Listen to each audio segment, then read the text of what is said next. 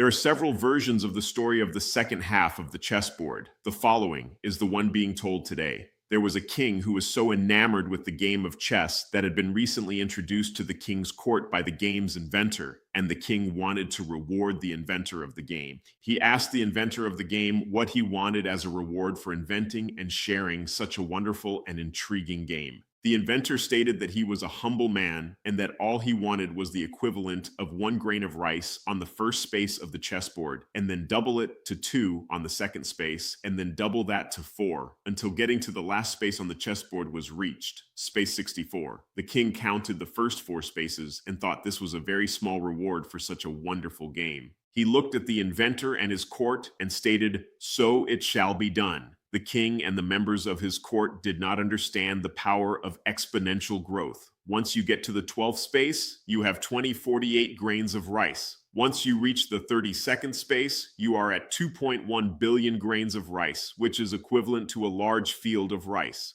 Still not an overwhelming amount, but once you cross into the second 1/2 of the chessboard, spaces 33 to 64, then the exponential growth is staggering. When you reach the 40th space, you have 550 billion grains of rice. Now the king and his court are taking notice. Once you reach the 64th space, last space, you have 18 quintillion, 18 million trillion grains of rice. Sebastian Wohlrap, in his article on this same subject, stated the following. At 10 grains of rice per square inch, this requires rice fields covering twice the surface area of the Earth, oceans included.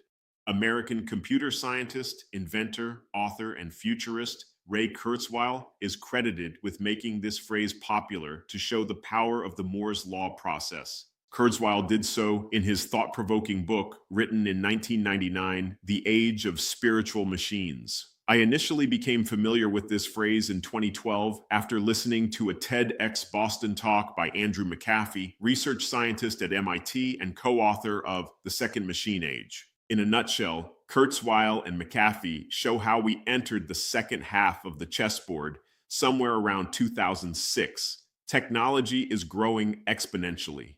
We now have multiple technologies growing unbelievably at the same time.